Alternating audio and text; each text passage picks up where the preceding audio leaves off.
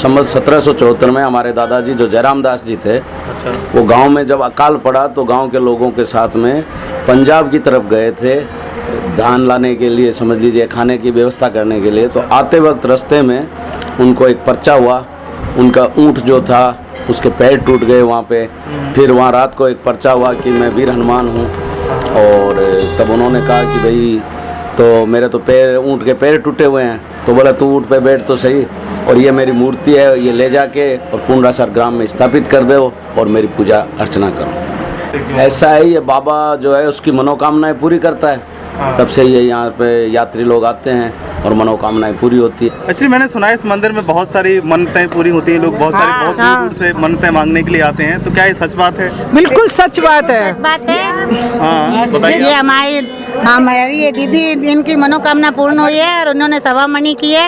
इनका सीए में सिलेक्शन हुआ है मेरे भांजे का। अच्छा। वो हमें बहुत खुशी है। भगवान हमको और मान्यता पूरी करेंगे तो हम फिर आएंगे और बाबा जरूर बुलाएगा हमको। इसलिए ये हमारी मान्यता है। परिवार कम से कम 200 लोग आए हैं आज यहाँ पे। 200 लोग आए और 800 आदमियों का खाना किया है अभी हमने यहाँ। आप सब भी प्रसाद लेके जाना।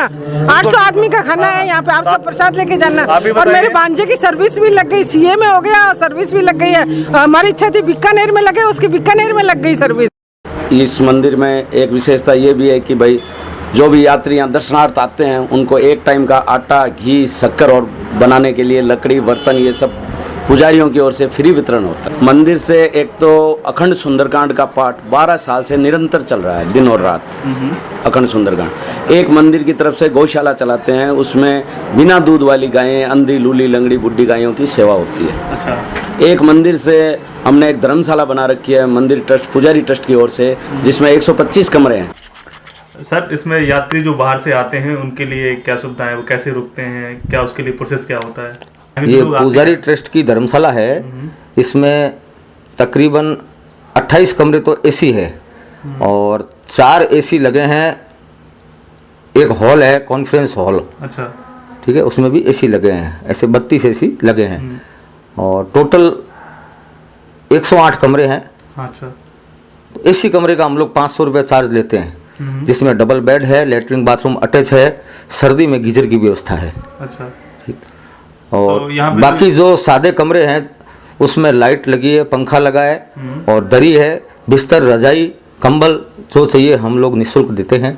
और सुबह और शाम, सुबह 12 से 2 और रात को आरती के बाद में 2 घंटे निःशुल्क बाबा का भंडारा चलता है। उसमें 2 सब्जी, रोटी, चावल, दाल, पापड़ और बाबा का प्रसाद वितरण किया जाता है। बहुत ही अच्छा। और बुकिंग का हिसाब ऐसा है कि जो पहले आता है उसे हम पहले देते हैं, क्योंकि यहाँ कोई फ़ोन से बुकिंग होती नहीं है। अच्छा। और अभी 195 अलमारी बनी है। अच्छा।